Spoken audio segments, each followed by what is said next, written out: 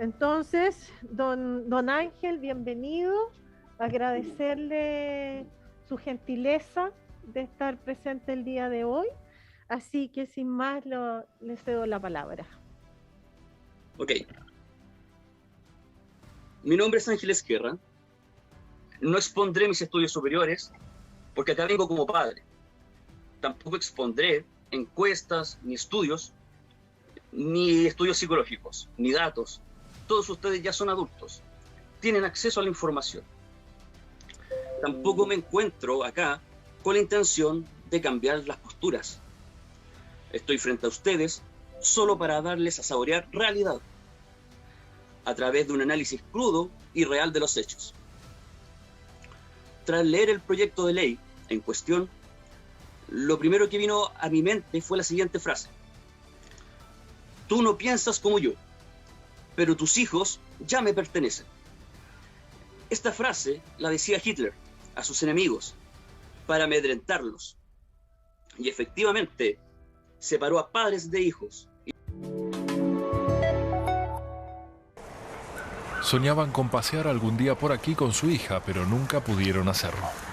Poco después de su nacimiento, Vibeke Morrissey y Ken Olsen tuvieron que dar su custodia a la Oficina de Protección de Menores de Noruega.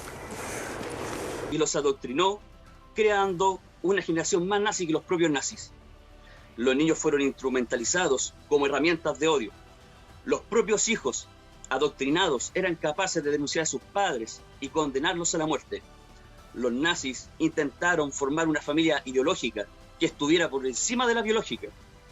Muchos padres se dieron cuenta de que habían perdido el control sobre sus hijos, pero ya era demasiado tarde. El coste económico y social que implicó reeducar a estos niños para integrarlos nuevamente a la sociedad fue desorbitante. Por otro lado, los tratados actuales de derechos humanos vigentes y ratificados por Chile tienen una jerarquía supraconstitucional, es decir, están por encima de toda constitución, como por ejemplo la Convención de Derechos del Niño.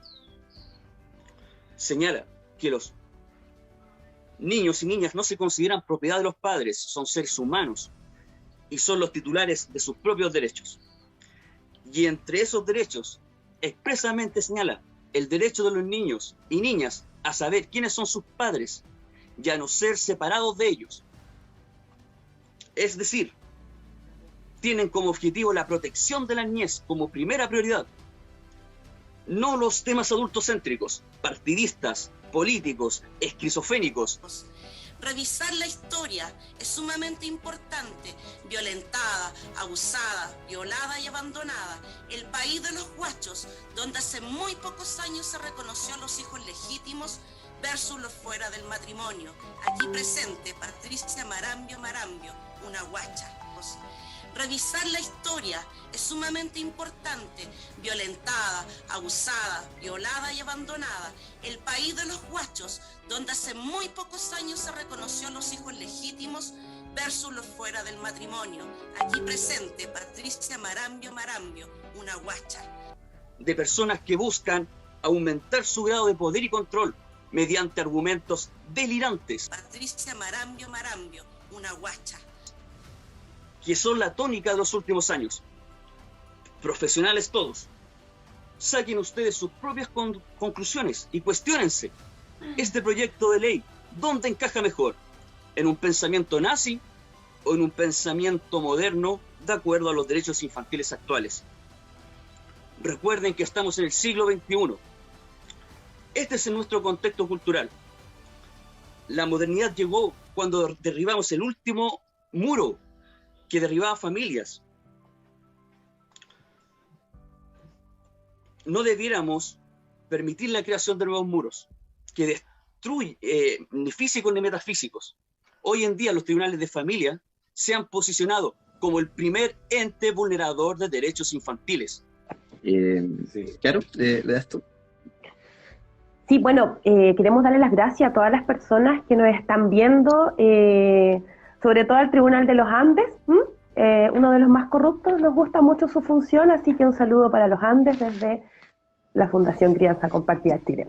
y generalmente se hacen en contextos de violencia intrafamiliar, en contextos de acusar a uno de los padres, ¿cierto?, que ha abusado, ¿cierto?, ha maltratado al menor, y lo hacen precisamente para obstruir lo que es el régimen de relación directa y regular de padres con los hijos o madres. Porque también, si bien vemos que hay una desigualdad y que el hombre se le ha quitado la presunción de inocencia y que prácticamente lo vemos como que es un vulnerador por el solo hecho de pisar el tribunal, y vamos para ese lado con las leyes que se están dando hoy en día, es decir, el hombre casi no le estamos dejando derecho. El hombre, por ser hombre, es un vulnerador, es un maltratador y todas esas cosas que ya sabemos que vamos viendo, ¿cierto?, en nuestra sociedad. El Estado toma la postura, ¿cierto?, del que sabe más, ¿cierto?, bajo este título del bienestar superior del niño, y muchas veces con ese tipo de acciones lo que está haciendo es violentar, vulnerar el derecho más básico de ese niño, que es vivir una vida libre de violencia y ser escuchado. Denuncias falsas. Las denuncias hoy en día, y considerando las cautelares que tienen, la mayoría se programan con el mero relato de la supuesta denunciante, pero también condicionar que hoy en día los tribunales tienen como cierta tendencia a esta figura de maltrato habitual, como tipificarla casi de forma automática, generando la incompetencia de estas denuncias en el Tribunal de Familia y traspasando directamente los antecedentes al Ministerio Público, lo que en definitiva complejiza la situación, porque ahí claramente hay una vulneración, al derecho de presunción de inocencia y a la bilateralidad de la audiencia también. Es que está muy fácil ensuciar a una persona que pone una violencia intrafamiliar y la persona va de buena fe, no me voy a defender. ¿De qué te vas a defender? ¿De qué te vas a defender si todo lo que son los informes y todo lo que sale del Estado va a salir que la mujer es víctima? Eso es violencia institucional, ¿cierto?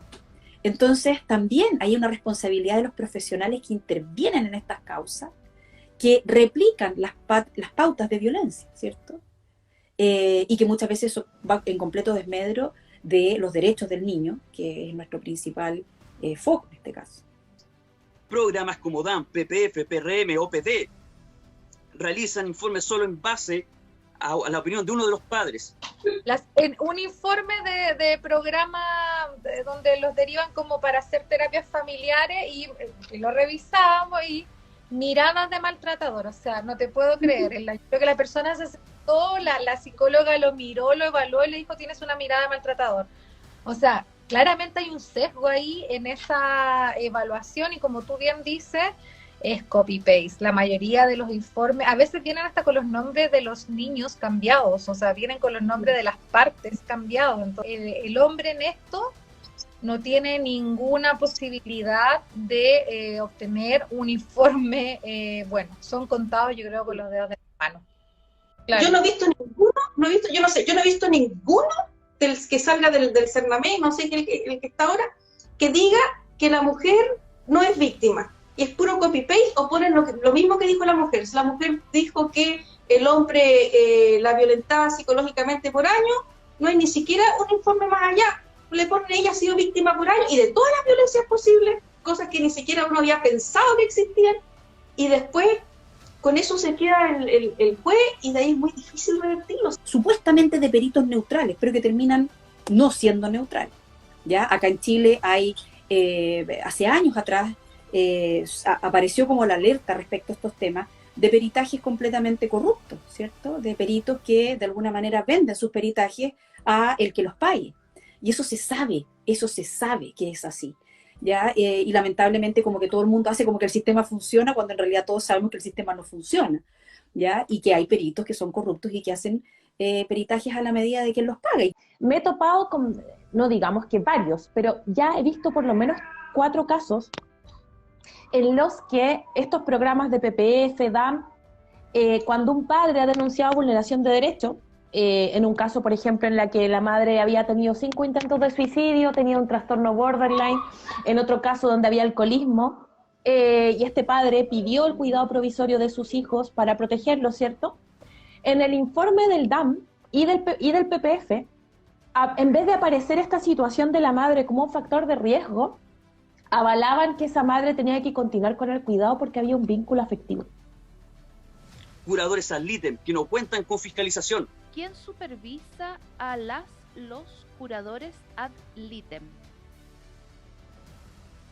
Ahí si puedo responder, puse cara de yo tengo problemas, no podría ser jueza porque no tengo cara de póker, así que se notaría el tiro si estoy a dónde va a ir mi decisión. Curadurías ad litem tienen problemas complejos. Primero, que existen muchos casos en que la especialización no es una realidad. Y la verdad es que quienes intervienen en términos jurídicos con niños, niñas y adolescentes tienen que tener especialidad para abordar adecuadamente sus necesidades. Y nosotros hemos hecho en un capítulo del informe anual 2021 de la Defensoría de la Niñez, que pueden revisarlo en nuestra página web si les interesa. Hacemos precisamente un análisis con CIDEMI respecto de cómo transitar del concepto de representación jurídica que está asociado a las curadurías a la defensa especializada de niños, niñas y adolescentes, donde el rol no solo debe estar asignado a un abogado o abogada, sino que a lo menos desde nuestra perspectiva una tríada que desde el punto de vista social, pero también psicológico, sea capaz de conocer en profundidad a ese niño y transmitir aquellos antecedentes necesarios para que un profesional jurídico, ante un eventual tribunal, la fiscalía o donde sea, pueda transmitir cuáles son las necesidades y cuáles son los derechos que deben ser resguardados. Por lo tanto, la revisión de los procesos de la curaduría son esenciales porque hoy día no tenemos en Chile representación jurídica o defensa especializada de niños, niñas y adolescentes aseguradas, a pesar de las definiciones constitucionales que hoy día existen. A pesar de incluso lo que plantea la propia ley de garantía, que define la representación especializada como un derecho de niños, niñas y adolescentes. Por lo tanto, desde ahí hay que transitar hasta ese cumplimiento y de esa manera asegurar en términos efectivos que quienes ejerzan como curadores ad litem tengan la capacidad suficiente para abordar eso en los términos integrales que demandan los derechos de los niños y que por supuesto requieren a todas luces una especialización mayor de la que hoy día existe en nuestro sistema. ¿Y para qué vamos a hablar de los curadores ad litem? Que a mí me pasó en mi juicio de cuidado personal. La curadora ad litem, nombrada por el juzgado de familia Viña del Mar, era amiga íntima de la contraparte mía. ¿Y usted cree que al tribunal de familia le importó eso? Nada, no hay ninguna regla, excepto el artículo 19 de la ley de tribunal de familia, que se refiere a los curadores. Bueno, uno tendría que tener la posibilidad de recusar curadores por falta de imparcialidad, de recusar a consejeros técnicos por la misma razón, y darle al juez el rol que tiene que tener. O sea, los jueces tienen que fallar, ellos son los que ejercen el poder, no el consejo técnico, no los curadores ad litem, ni siquiera la Defensoría de la Niñez.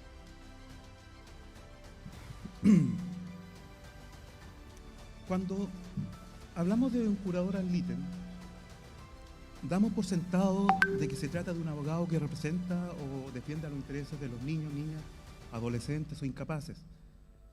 Pero el ámbito de aquella representación y o defensa se halla difuso entre lo material y lo técnico, ya que la ley no define con precisión el rol determinado de este interviniente, sino que solo nos da 3 referencias aisladas y limitadas al respecto. Tales referencias son las consagradas en el artículo 19 de la Ley de Tribunales de Familia, los artículos 494 y 264 de nuestro Código Civil, que lo único que hacen, las dos últimas disposiciones, es referirse a las curadurías especiales y la de 264 a la negativa de los padres a prestar su consentimiento para el ejercicio de la acción civil del hijo. Como vemos, salvo la primera de las disposiciones,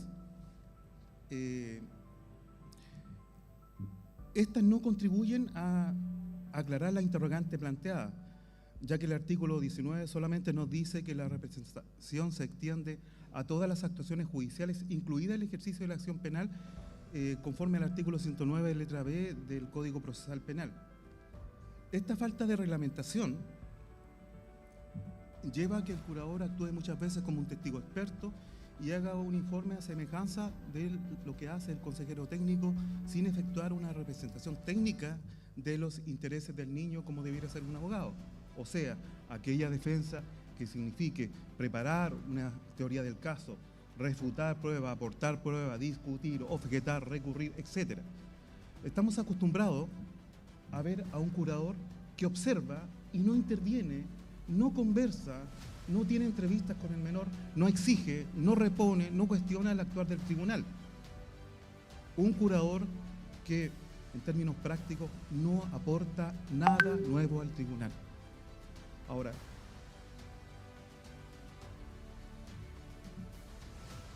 Más aún, el inciso cuarto del artículo 19 permite a nosotros reclamar de la falta de designación de un representante curador si tenemos interés en hacer tal cosa, a las instituciones como a cualquier persona. Pero no así, no podemos reclamar del ejercicio inadecuado o incompleto de la defensa que hace este curador. No lo podemos hacer. Solamente podemos reclamar de su falta de intervención o no nombramiento. Dicho eso,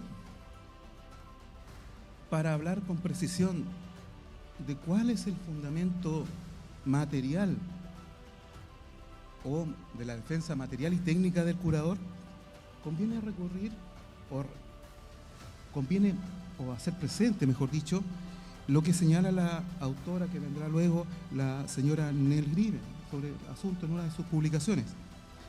Ella, al hacerse cargo del artículo 12 de la Convención de los Derechos del Niño, nos dice que la parte del artículo que hace referencia a la representación del menor conforme a las normas del procedimiento de la ley nacional no debe interpretarse como permitiendo usar la legislación procedimental para restringir o impedir el disfrute de este derecho fundamental. Más aún, siguiendo el lineamiento de la autora, ella señala, y con lo cual estamos de acuerdo, que los Estados partes deben respetar las normas básicas de imparcialidad del procedimiento, como del derecho a la defensa y el derecho a acceder al expediente propio. Tal cuestión, tal infracción acarrearía la nulidad de la actuación. Más aún, la autora nos señala que las normas de familia son un híbrido entre lo público y lo privado. Las normas de procedimiento son de orden público, pero en lo que dice relación con la representación de la parte, esta estaría sujeta a normas privadas, especialmente considerando que está regulada en general sin distinguir entre adultos, niños y la autonomía de la voluntad. Y como todos bien sabemos, en derecho privado puede hacerse todo aquello que no esté expresamente prohibido, y no estando expresamente prohibida la representación de un niño, niña o adolescente, podría materializar dicha representación. Si bien concordamos con lo anterior y también con lo que señala luego la autora, ella nos dice también que habrían 3 topes o limitantes al respecto. La primera de ellas serían las normas de representación legal cubiertas por el artículo 43 de nuestro Código Civil, las normas del artículo 1447 y siguientes que dicen relación con la incapacidad del menor, y el artículo 264 que hace alusión a la patria potestad. Dicho lo anterior, diremos que si concordamos que el niño puede ejercer autónomamente sus derechos, debemos aceptar su intervención o su participación activa en el proceso o en el juicio mismo, ya que como todos sabemos no hay derecho sin una acción. Como cuestión preliminar para abordar el punto, diremos que el derecho del niño a ser oído y considerado es una manifestación de su defensa material, es decir, una garantía propia del debido proceso, principio que emana de normas que todos conocemos. Ahora bien, el resguardo óptimo de los intereses del niño dentro del proceso, o sea, para lograr el resguardo óptimo de los derechos del niño en el proceso, no nos podemos quedar ahí, sino que debemos avanzar más allá y llegar a una defensa material, es decir, una garantía que nos permita el niño o buscar su abogado propio, aquel que realice la defensa técnica que hicimos alusión delante. Es así que para seguir con este camino hay que despejar la falta de claridad que existe respecto del rol de este interventor, este curador ad litem, cuestión que podemos hacer mediante la interpretación armónica de un conjunto de normas que la autora cita, pero que pocas personas le han dado un contexto. Primero tenemos que la autora, bueno, para darle contexto a la norma, primero tenemos el inciso 2 del artículo 5 de la Constitución, que impone la observancia de los derechos esenciales que emanan de la naturaleza humana y la carga de los estados de respetar, o del Estado de respetar y promover tales derechos. En consecuencia, la aplicación de los artículos 8, número 1, 19 y 25 del Pacto de San José de Costa Rica, que entre otras cosas imponen el derecho a ser oído por un tribunal imparcial con la finalidad de la determinación de sus derechos y obligaciones, la necesidad de protección del menor por parte del Estado y la posibilidad de un recurso efectivo o eficiente destinado al amparo de sus derechos fundamentales. Por su parte, también tendría que hacerse cargo de observar el artículo 14 del Pacto de los Derechos Civiles y Políticos, que reconoce el principio de igualdad ante el órgano jurisdiccional. Además, habría que hacerse cargo de respetar los artículos 5, 12 y 41 de la Convención de los Derechos del Niño, que entre otras cosas consagran la autonomía progresiva de que tantas veces hemos hablado, el derecho a expresar la opinión y que ésta sea considerada en todos los procedimientos judiciales administrativos, y por último, lo que es igual de importante, que muchas veces lo vemos con claridad, es el privilegio o prevalencia del instrumento más idóneo para materializar sus derechos.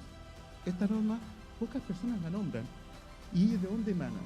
Del mismo artículo 41, que nos dice: nada de lo dispuesto en esta convención o en la presente convención afectará a las disposiciones que sean más conducentes a la realización de los derechos del niño y que puedan estar recogidos en derecho del Estado parte o derecho internacional vigente respecto de ese Estado parte. En consecuencia, la convención se limita por sobre la ley del Estado parte si esa ley del Estado parte es más eficiente que la propia convención. En consecuencia, estamos en el supuesto que el artículo 19 de la Ley de Tribunales de Familia, cuando requiere que ese curador ad litem actúe en todas las actuaciones del juicio, dice todas. Todas. Eso significa cuestionar prueba, cuestionar admisibilidad, recurrir, etc. Pero nadie hace ese alcance. Entonces la labor del curador no es simplemente ser un tercero, un observante. Tiene que actuar. Es su carga actuar. Y el tribunal no puede permitirle que no materialice esa defensa íntegra. Solamente haciendo las dos relaciones entre el artículo 41 de la Convención de los Derechos del Niño y el artículo 19 de la Ley de Tribunales de Familia. Ahí está la respuesta. No necesitamos más. El problema es que ¿quién obliga a ese interviniente materialmente a garantizar una debida intervención?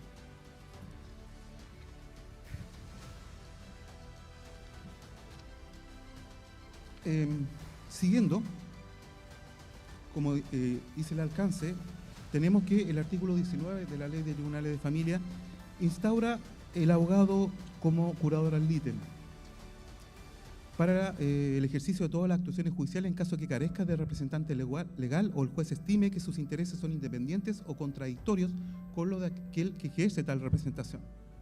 Como vemos de todo este cúmulo de normas, especialmente las internacionales cuya aplicación y obligatoriedad tienen rango constitucional, podemos concluir que todas las personas, incluso los menores de edad, son reconocidos como iguales ante el órgano jurisdiccional. En consecuencia, no solo pueden y deben ser escuchados en tales instancias, sino que pueden utilizar todos los recursos y mecanismos jurídicos al amparo de sus derechos. Por tanto, están dadas las posibilidades para una defensa material y técnica concreta.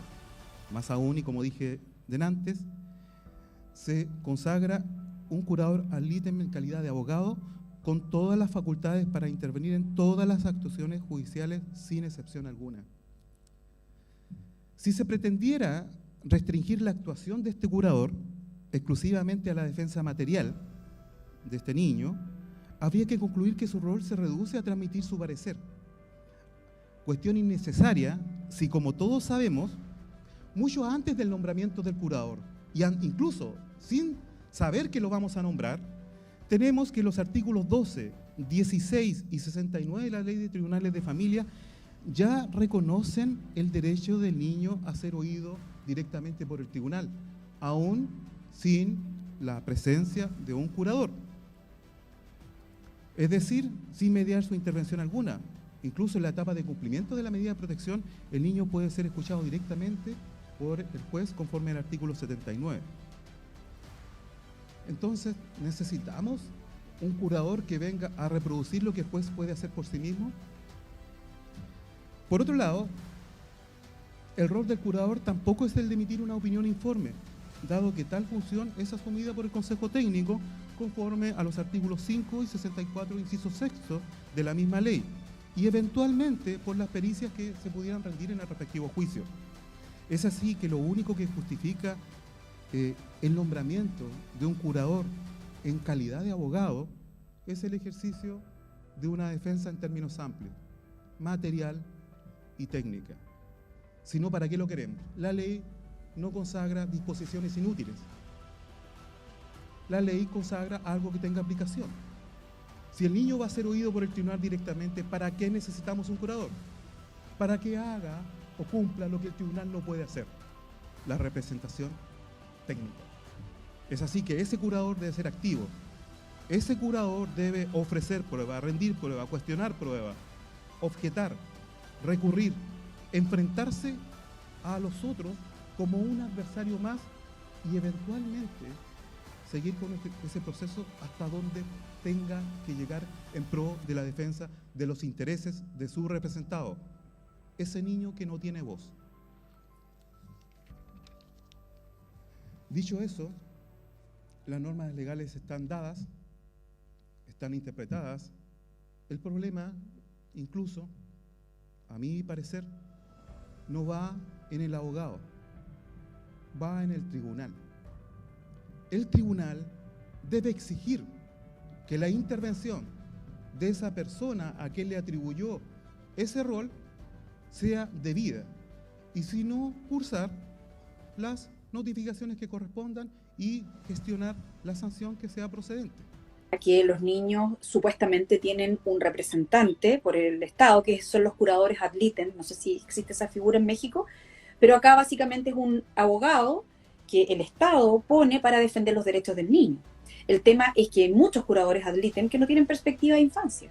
Algunos sí, otros no. Hay algunos curadores que están tan sobrepasados de trabajo, esa es como la explicación, ¿cierto?, que dan, que ni siquiera entrevistan a los niños que van a defender, no los conocen. No conocen a los niños que defienden. ¿Ya? Entonces ahí hay un sistema que no está funcionando, ¿te fijas? Hay un sistema que no está, de alguna manera, poniendo a los niños al centro. Salas Gesell, que no cuentan con aplicaciones estandarizadas para su implementación. Fíjense en la experiencia comparada a lo que pude encontrar. No hablan insisto, no hablan de la victimización secundaria de la justicia de familia, pero cuentan experiencias bastante singulares. Una que es en Canadá, bien reciente, entre el año 2012 y 2013, nos dice que los niños, y esto es un estudio empírico, se le preguntó a una cantidad de niños qué pasaba cuando eran entrevistados en disputas de cuidado personal respecto a sus padres. Estamos hablando de un estudio científico serio, en una revista indexada, muy seria, empírico, ¿bien? Y ahí se señala que los niños se ven aliviados a hablar con los jueces. Es decir, quieren hablar con los jueces. Y eso me llamó mucho la atención. Yo tenía la ideación de que a los niños no les gustaba hablar con los jueces. Pero ahí se dice que sí. Otro estudio en el Reino Unido del año 2011 dice que los niños perciben, bien, que sus propias perspectivas son valoradas por los jueces y eso también les da un sentimiento de alivio. Y otra señala algo que es natural. Un niño siente ansiedad en hablar con un juez al inicio, que es otra de la justicia de familia de Canadá, pero naturalmente después se siente muy aliviado porque en este estudio empírico, les insisto, los niños manifestaron un alivio en haber hablado con el juez y haber podido contribuir a la solución del asunto. 3 estudios en 2 justicias de familia que podemos decir son bastante avanzadas. ¿Bien? Pero permíteme contarle una experiencia en el Tribunal de Valparaíso. Me tocó entrevistar a un niño, yo estaba en medio de esto y hice lo siguiente, ¿no? Le pedí a la consejera técnica que antes de la entrevista hablara con el niño muy empáticamente. Yo me puse en el lugar natural que tenemos todos nosotros en el pedestal de las salas de audiencias ordinarias, de una forma muy solemne. Y la consejera le pregunta al niño, ¿con quién prefieres hablar? ¿Conmigo o con el juez? ¿Qué creen ustedes que dijo el niño? Con el juez. Entonces me llamó mucho más la atención, porque ese mito que yo tenía de que nosotros hacemos todo muy mal en ese sentido, y que es cierto que lo hacemos, ya les voy a preguntar cómo se soluciona este asunto, ¿no? Eso sí está bien, creo que somos todos torpes y no tenemos las habilidades para hacerlo, pero bueno, eso tiene otro remedio. Pero esa experiencia me llevó aún más a pensar de que realmente, ¿no es cierto?, no era el gran problema la impericia de los jueces para la implementación de la sala. Otra de las observaciones que pude observar en este estudio cualitativo están relacionadas con la inmediación. Fíjense, algunos jueces dijeron, para irme apurando. El segundo dijo, sí, no lo entrevisto directamente porque eso me dijeron en la capacitación. Entiendo que se pierde la inmediación con entrevistar no entrevistar al niño directamente, sino que verlo a través de la sala de entrevista. Muy bien. Entonces, hay dudas respecto a la inmediación de todos los que estamos acá en el uso de la sala GESEL. Pero ojo, porque esas dudas que nosotros tenemos no solamente son nuestras. Si nosotros vemos el acta que ya les señalé sobre el uso de las salas, hay 3 ministros de la Corte Suprema que se oponían a que fuera una persona distinta al juez que entrevistara a los niños. Fíjense, perdón. Bueno, no, déjalo ahí. Estos 3 ministros, si usted ve el acta, y está al final del acta, son muy categóricos en afirmar que a ellos no les parece que sea un consejero técnico el que entrevista a los niños, sino tiene que ser el juez. Muy bien. Ahora, tenemos que tener presente lo siguiente, la inmediación, aun cuando hay muchas opiniones doctrinarias sobre esto, en resumen, señala que nosotros tenemos que tomar contacto directo con los elementos del proceso, no solo las pruebas, porque es discutible si la opinión del niño es prueba o no, pero bueno, eso es otro tema, para efectos de tomar una mejor resolución del asunto. ¿Bien? Nosotros tenemos que tomar contacto directo. Pero muchos pueden decirme, y así se reveló en este estudio, bueno, pero igual veo al niño desde la sala de observación a la sala de entrevista. Pero fíjense que eso rompe uno de los aspectos que pude indagar respecto a la inmediación de un niño, que ya vieron, que es la empatía, que es lo que señalo ahí. ¿Bien? Pero la empatía no porque a mí se me ocurra, sino porque la observación general 12 lo dice. Fíjense, la 12 dice que el niño tiene que ser escuchado, el contexto en el que el niño ejerza su derecho a ser escuchado tiene que ser propicio a inspirar confianza. Y el que lo entreviste tiene que estar dispuesto a escuchar y tomar en consideración seriamente. Creo que esos son los verbos que conjugan la empatía. No confundir con el rapport. Ahí yo entiendo que hay una relación de género-especie. El rapport es un arma que usan los psicólogos para las entrevistas, que es muy útil y que ellos aprenden, por cierto, en la cátedra correspondiente que tienen en la universidad.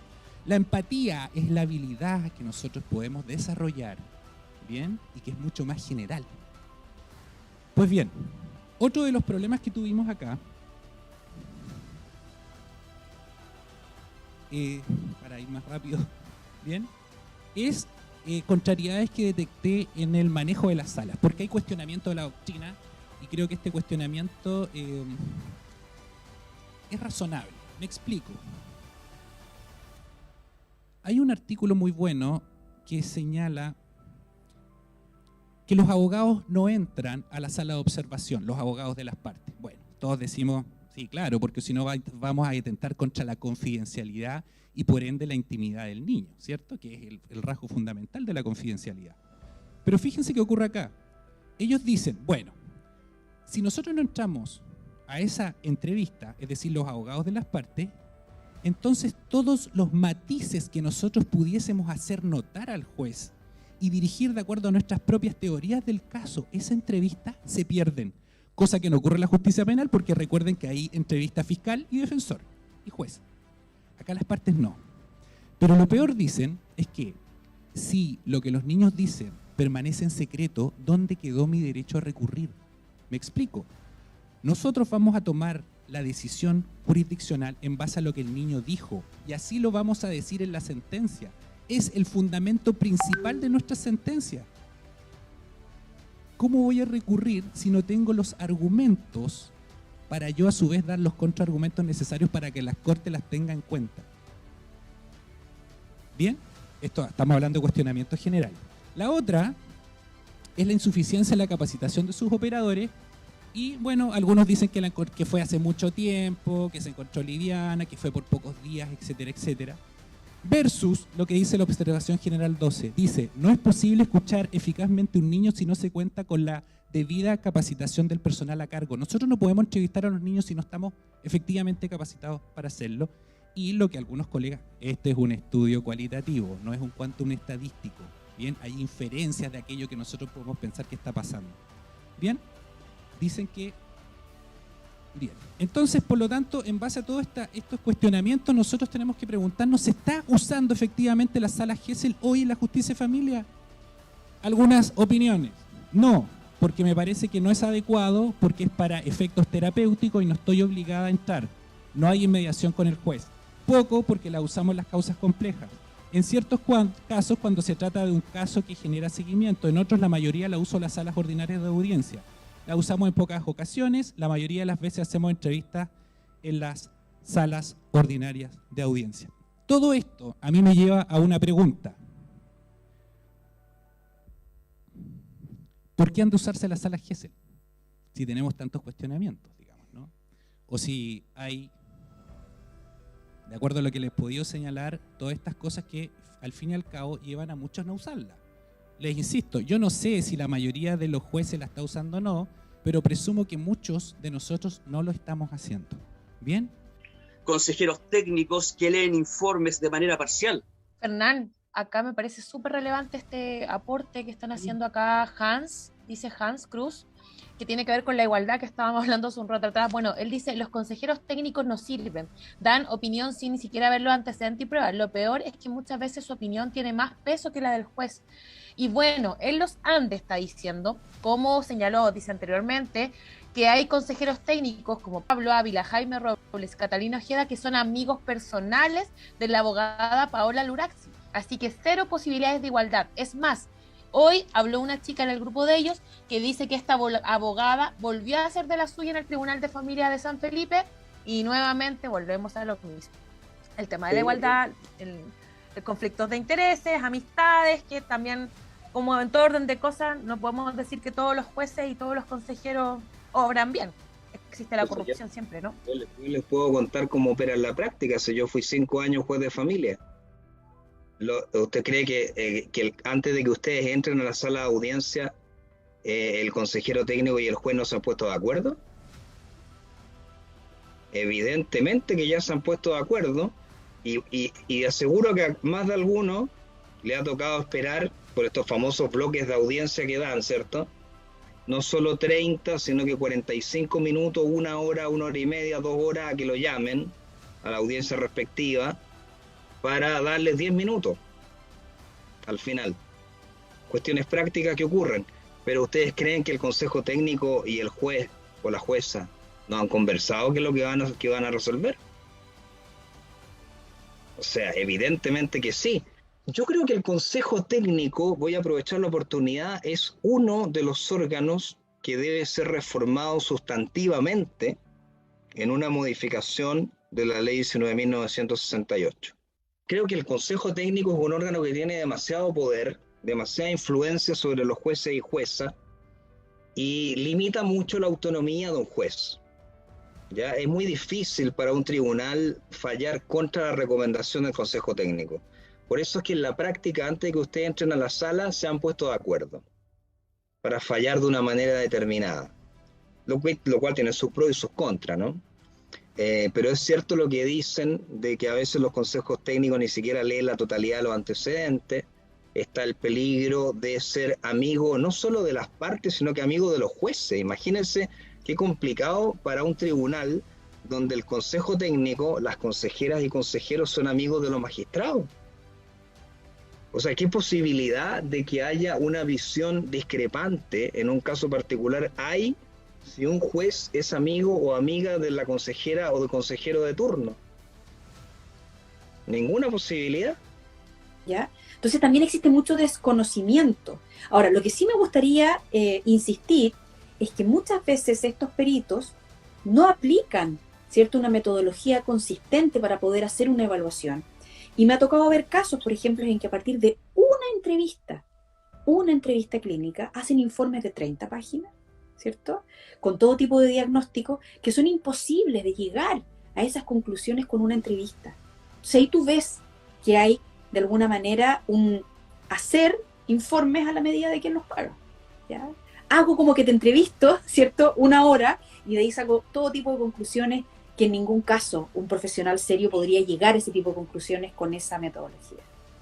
Desvinculaciones sin fundamento alguno, permanentes en el tiempo. Y claramente esta denuncia hay un móvil, porque lo tenemos, el móvil, entonces se produce esta como especie de generación de denuncias con el objeto de obstruir claramente, como decía Francisca, el régimen de relación directa y regular, o en definitiva buscar una condena traspasándolo al Ministerio Público y afectando la parte laboral, un montón de otras situaciones que de alguna forma se logran afectar, porque aquí la denuncia es contra el hombre, o bueno, como dice Francisca, contra la mujer. A mí en lo personal nunca me ha tocado ver al revés, pero sí, claramente aquí los más afectados en general de todo esto también son los niños. O sea, yo nunca he entendido cómo no poder lograr medir las consecuencias de, claro, quiero generar una venganza respecto de esta X persona, pero estoy afectando una familia por completo,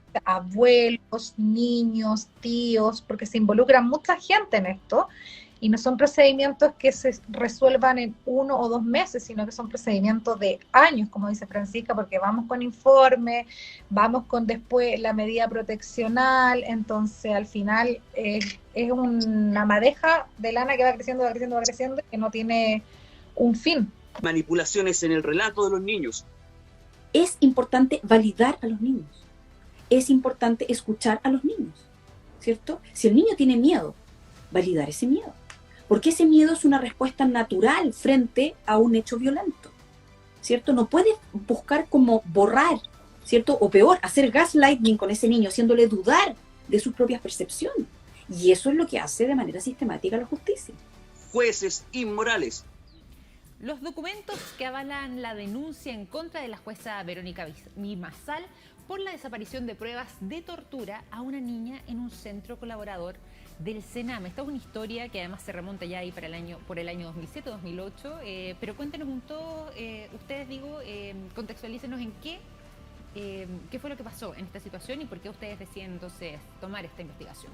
Entonces, entendiendo eso, nuestra editorial también apunta a que ella no se puede desentender, ¿no es cierto?, de la labor, porque además muchos documentos certifican que ella una guacha está a la cabeza de las diligencias que se establecen desde que el papá pierde el cuidado, y tampoco se puede responsabilizar a las consejeras técnicas que están bajo su mandato, digamos, ¿no? Y desde ahí en adelante todo eso está perfectamente documentado en los 2 reportajes. Y eso es súper heavy respecto de lo que te digo de esta ecuación, sí. Digamos, porque hay que recordar que esta familia se presentan sin abogado, digamos, se presentan sin abogado a los tribunales de familia, se presentan, hay una asimetría de poder que yo creo que no se está viendo en todo este reportaje, digamos, en un momento en que ella lanza primero, ¿no es cierto?, desacredita el trabajo, digamos, de del diario, digamos. Sí. En ningún momento, por ejemplo, hace énfasis en la preocupación que tiene entre qué es lo que pasó con esa niña, digamos, ¿no? Ella hace una defensa como muy personal y la Asociación de Magistradas y Magistrados, ¿no es cierto?, hace una defensa corporativa, digamos. Una guacha. ¿No? Pero en ningún caso hay una preocupación. Entonces ahí tú ves que estas historias, digamos, se repiten. Y que por eso también la editorial de nosotros apunta un poco eso, ¿no? Al sistema disciplinario del Poder Judicial, porque es muy difícil, por ejemplo, de que un juez, digamos, que haga mal su trabajo, reciba un castigo por ello, digamos, ¿no? Falta de sistema. Entonces eso no se está entendiendo, se está degenerando y pervirtiendo de una manera cada vez más acentuada en el sistema de justicia de familia. Lo digo porque estuve 5 años en el sistema y fui víctima del sistema como parte. ¿Aló? Soy Cristian Alarcón, juez de familia de Copiapó. Y al escuchar a Matías no quiero señalar, me ha autorizado la organización, entiendo que no es no es debatir, pero quiero no irme sin dejar planteado lo siguiente. Espero que haya un 4º congreso de familia, de jueces de familia. Y a propósito de las respuestas del Estado, escuchaba a Matías, y en mi realidad en Angol y en Atacama, he visto que un niño se ha demorado 9 meses en ingresar desde que se decretó una resolución a un programa ambulatorio. 9 meses en la vida de un niño es muchísimo, muchísimo tiempo. En Atacama no hay psiquiatra infantil, es una capital regional. Tiene que ir alguien a una evaluación y viajar 400 o 500 kilómetros. En realidad, yo cuando entré a estudiar Derecho, aprendí que el 76 de la Constitución dice que la autoridad deberá cumplir sin más trámite. Y creo que si los jueces no podemos hacer cumplir los juzgados, no tenemos nada que hacer conversando. Y me siento frustrado y me siento avergonzado delante de la gente tener que decirle que le estoy dando una hora al servicio médico legal para 8 meses. Me siento frustrado cuando yo decretaba una resolución y me demoraba en adoptar una medida de protección 2 meses y el Sename se demora 9 meses en ingresar al niño a una simple intervención en un PPF. Por lo tanto, lo que quiero plantear es que si hay un nuevo Congreso de Jueces, discutamos realmente, ¿tenemos realmente los jueces de familia hoy día facultad de imperio? ¿Se están cumpliendo sin más trámite en nuestras resoluciones?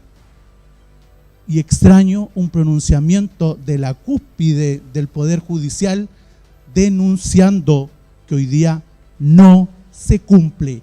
Y ni siquiera he ido a instrumentos internacionales, porque la Convención deja cerrado el tema que argumentemos que no hay presupuesto. Entonces, no puedo dejar de plantear esto después de escuchar a Matías. Y Matías, creo que muchas de las cosas que tú dijiste no ocurren, pero otras lamentablemente siguen ocurriendo. Y hay muchos jueces que sí tratamos de hacer muchas cosas, pero cuando apercibimos somos llamados a no molestar, a no incomodar. Y entonces, yo cuando decidí ser juez, no decidí ser juez para dictar resoluciones que no se pueden cumplir. Creo que si nosotros los jueces, que somos operadores estatales, no tenemos la capacidad de decirle al Estado que cumpla, o sea, vámonos a la justicia divina, porque en realidad no sé quién podría decir eso. Eso es José Ignacio.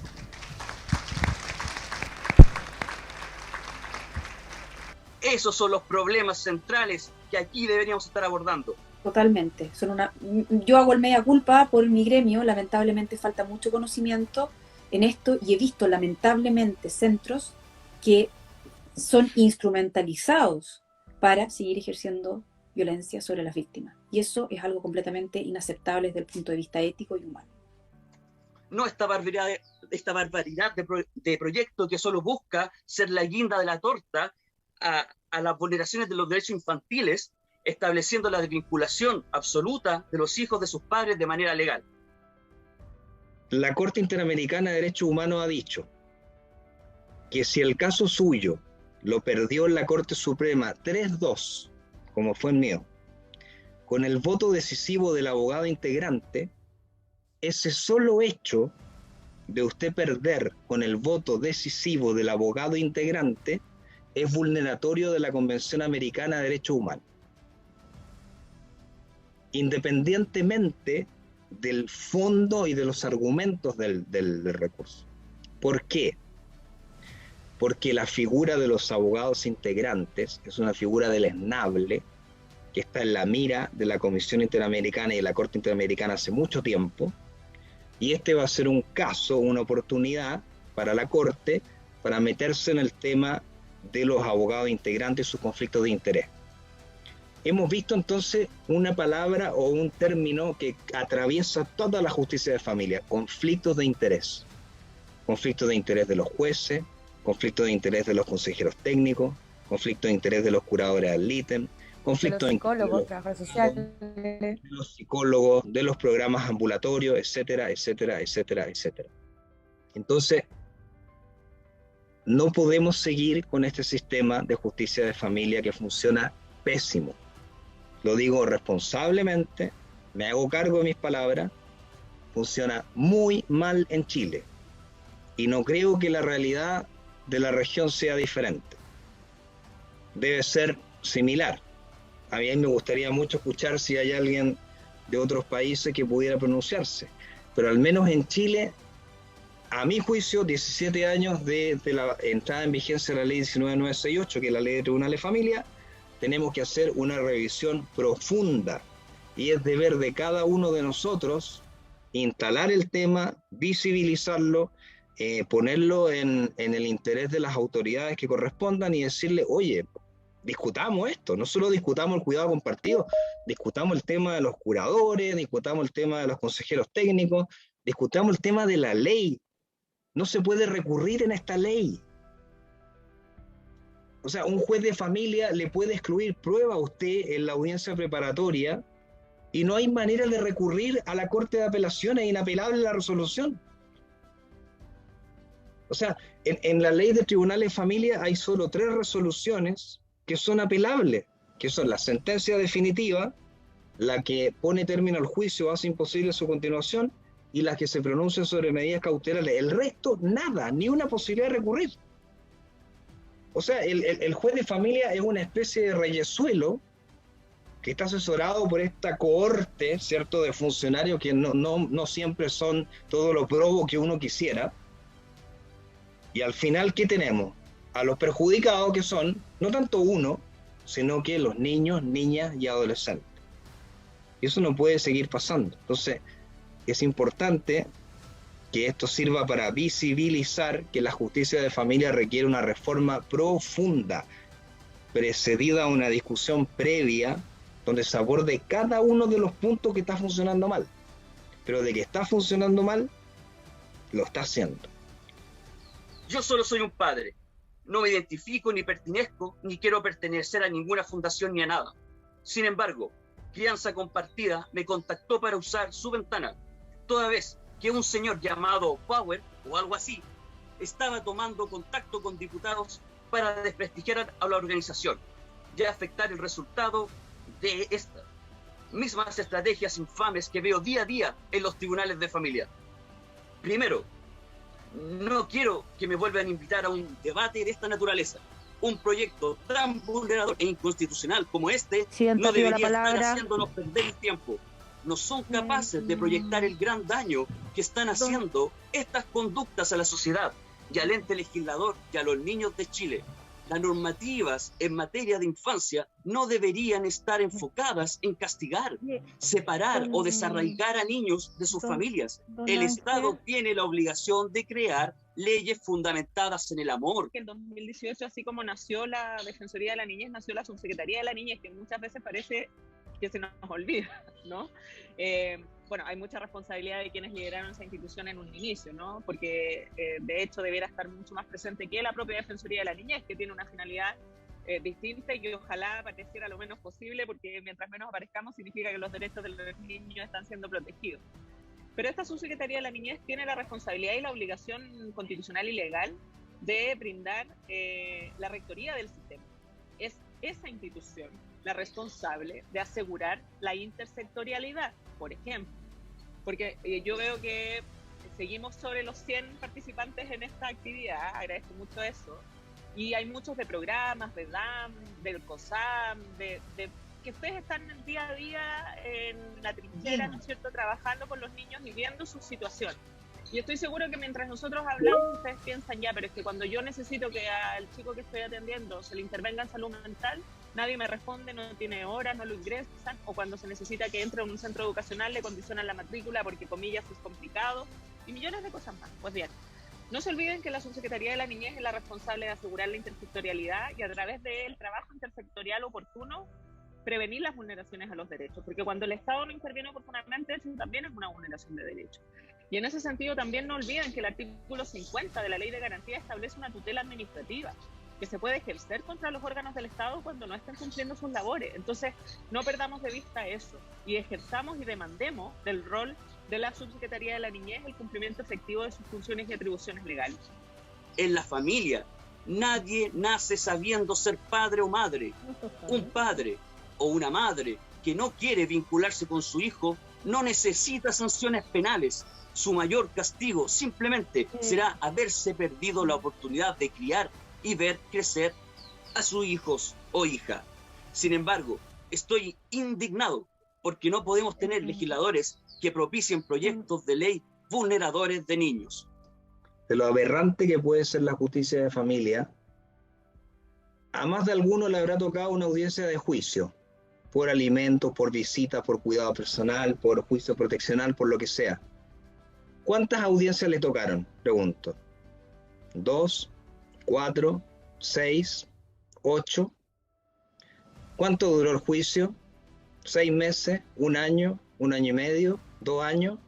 O sea, es impresentable que un juicio de familia se prolongue en 6, 8, 10 audiencias en 6 meses, 8 meses, 1 año, 2 años.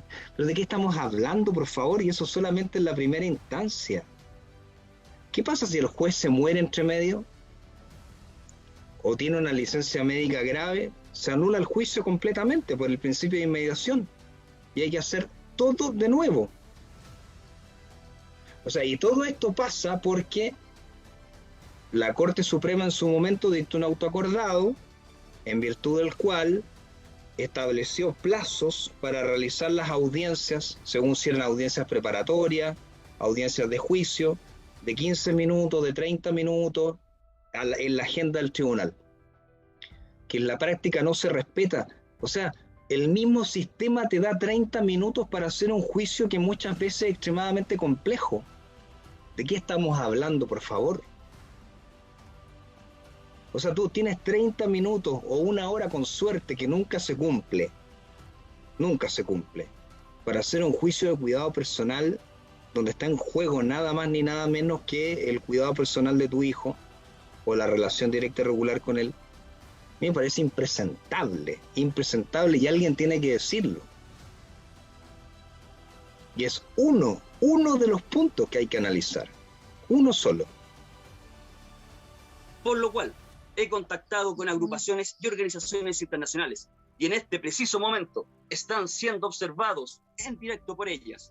Estas son, desde Perú, Tenencia Compartida; desde Argentina, Infancia Sin Maltrato, No Más Hijos Rehenes, Observatorio de Falsas Denuncias, abogada Patricia Aspartegui; Infancia Compartida, Adrián Alfaro, fundador de Infancia Compartida; en Uruguay, Psicopatía en Uruguay, formada por Dr. Hugo Marietán; en México, EPSIAME, formado por la psicóloga clínica forense Yasmín Montpellier; Lazos Protectores de la Familia. Ya termino. En Chile, Crianza Compartida, Corpaid, No Más Hijos Rehenes y el destacado trabajo que están realizando los chicos de Observatorio Judicial Ciudadano.